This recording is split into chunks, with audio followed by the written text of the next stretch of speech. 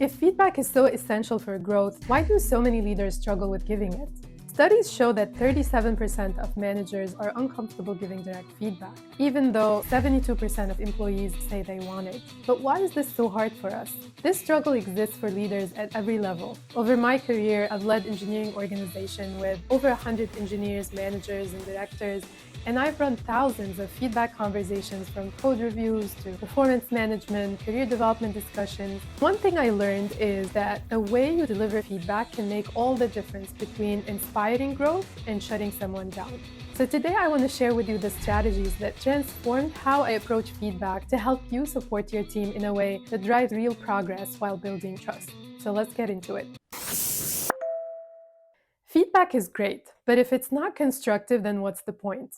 Are you giving feedback to help someone grow or just to criticize? That's why constructive feedback is so important, because it's not just about pointing out mistakes, it's about helping people improve and aligning their efforts with the team and company goals. But before we dive into how to give constructive feedback, let's talk about why this can be tricky, starting with a little self-reflection.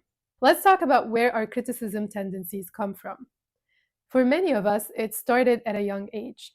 If you grew up in an environment where everything had to be perfect, where the one thing out of place got more attention than the 99 things that were just right, then you probably learned to focus on flaws. Fast forward to today, and that habit of focusing on imperfections will probably show up in how you lead. You might find yourself unintentionally being picky or criticizing without offering solutions. And it's not just childhood influences, there are other factors that shape our critical tendencies. Perfectionism is a big one, because as leaders, we often have high expectations for ourselves and for others, which can make us hyper-focused on flaws. Cognitive biases also play a role, like the negativity bias, which says that the human brain is wired to focus more on negative information than positive information. It's an evolutionary trait which helped our ancestors survive by prioritizing threats or problems. And now it translates in our modern world as us being overly critical. Criticism can also stem from insecurities or a need for control to protect ourselves or to assert authority, even if we're not conscious of it. So the first step in giving constructive feedback is to be aware of your own tendencies. Ask yourself, am I pointing this out to help someone grow, or am I just reacting out of habit? Now, what makes feedback constructive? Constructive feedback has two key components: the feedback, which is what you're pointing out, and then the constructive part, which is how you deliver it in a way that helps the person change and grow. If your feedback isn't constructive, it can come across as criticism, and that doesn't help anyone.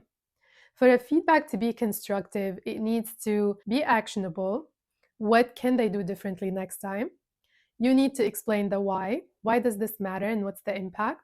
And it needs to build trust. It should make them feel supported, not judged.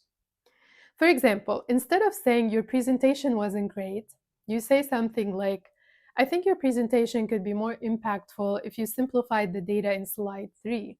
That way the audience can focus on the key points without feeling overwhelmed. Now let's talk about some research that might change the way you deliver your feedback. A few studies had shown that the balance between positive and negative feedback plays a critical role in how well people receive and act on feedback.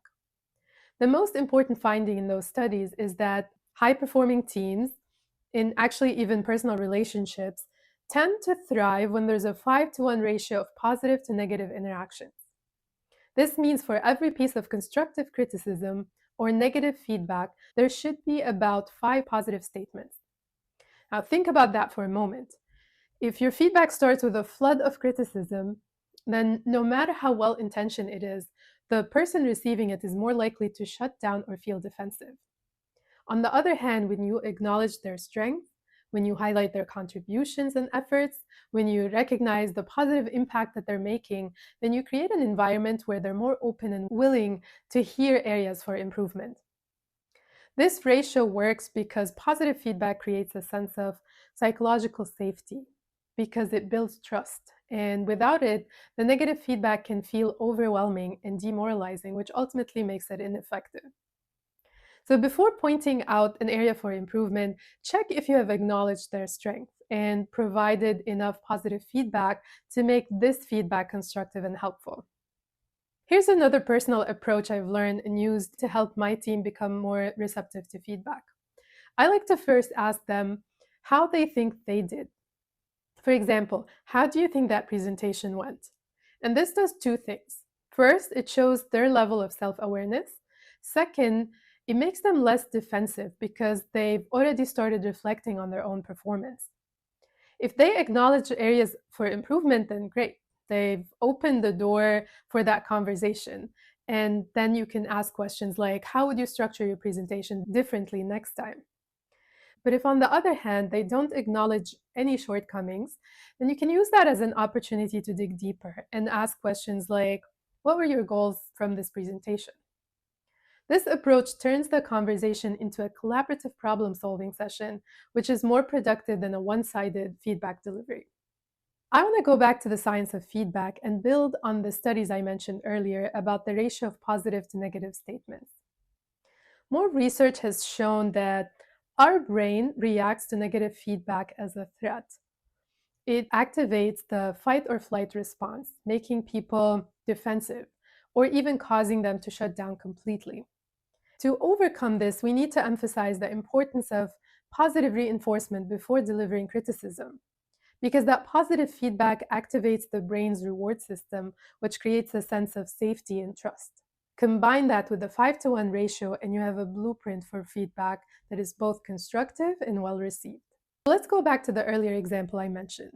Instead of saying you should have broken down the data in slide 3 of your presentation to add more clarity, you could try saying something like, I really liked how you structured the first half of your presentation. It was clear and engaging. People were really interested in the graphs that you showed at the beginning. I'm sure it took a lot of effort to put it together. Great job there. One thing to consider next time is breaking down the data in slide 3 to add more clarity. The approach using the 5-to-1 ratio feels supportive and empowering because it balances acknowledging strength with offering constructive input. Even as I was saying it, I felt more engaged and constructive, like I was building that person up, versus the direct feedback that felt almost threatening, and I could see how it might create tension or defensiveness. I know this might sound like a lot, and I want to emphasize that this ratio isn't meant to be a rigid goal. Because if it feels forced, like you're counting 5 good things, then it can come across as insincere. And your team might even start bracing for the negative comment that follows these compliments. Instead, think of the 5-to-1 ratio as a reminder.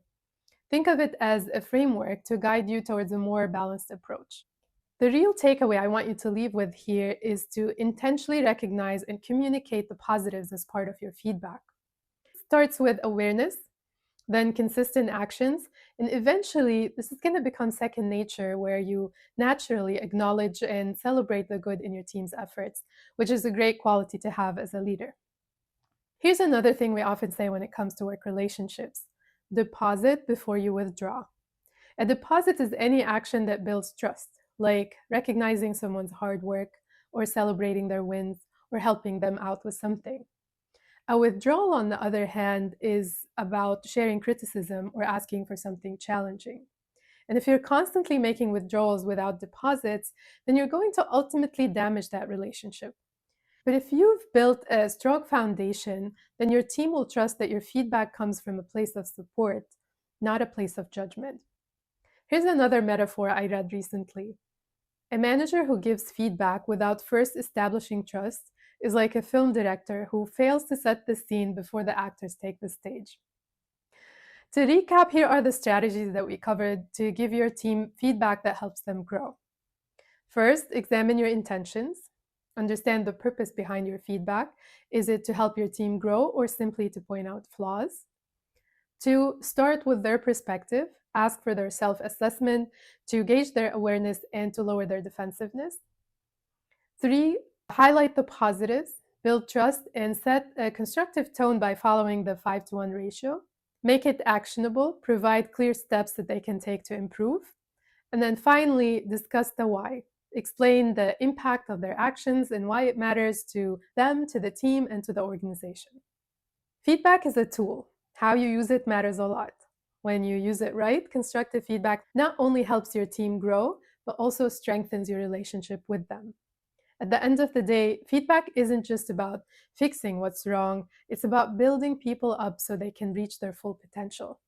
It's about being intentional, constructive, and human in how we deliver our feedback. Your growth as a leader creates a ripple effect. So let's keep learning, supporting each other, and driving meaningful impact for our team.